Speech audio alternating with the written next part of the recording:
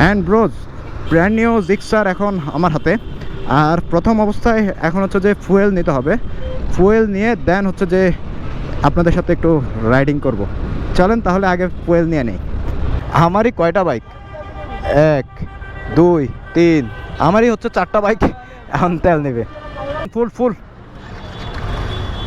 ওকে ওকে ওকে, কত ঢুকছে? 1420 টাকা। রোজ বাইকের ফুয়েল নেওয়া শেষ, টোটাল হচ্ছে যে 1420 টাকার ফুয়েল বাইকের মধ্যে লোড হয়েছে। অ্যান্ড ফুয়েল লোড করে এখন যাচ্ছি হচ্ছে গুলশানে। আর মাত্র বাইক চলতেছে 7.3 কিলোমিটার্স। মানে লাস্ট 5 বছর পর হচ্ছে যে, মানে 5 বছর আগে তো আমার বাইক নিয়েছিলাম, অ্যান্ড 5 বছর পর হচ্ছে যে আজকে ব্র্যান্ড নিউ, একদম ব্র্যান্ড নিউ বাইক চালাচ্ছি। পর্যন্ত সব কিছু ঠিক আছে। আমার অ্যাবজেট চালানোর পরে এইটা চালাতে গিয়ে শুধু একটা জিনিসের প্রবলেম হচ্ছে, সেটা হচ্ছে যে এই ডিপারটা।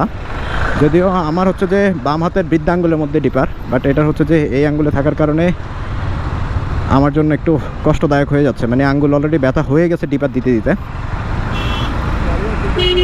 বাট এখন হচ্ছে যে যেহেতু গাড়ির ব্রেকিং পিরিয়ড চলতেছে, সেই জন্য হচ্ছে যে গাড়ি 60-এর উপর আমি ক্রস করতে চাচ্ছি না।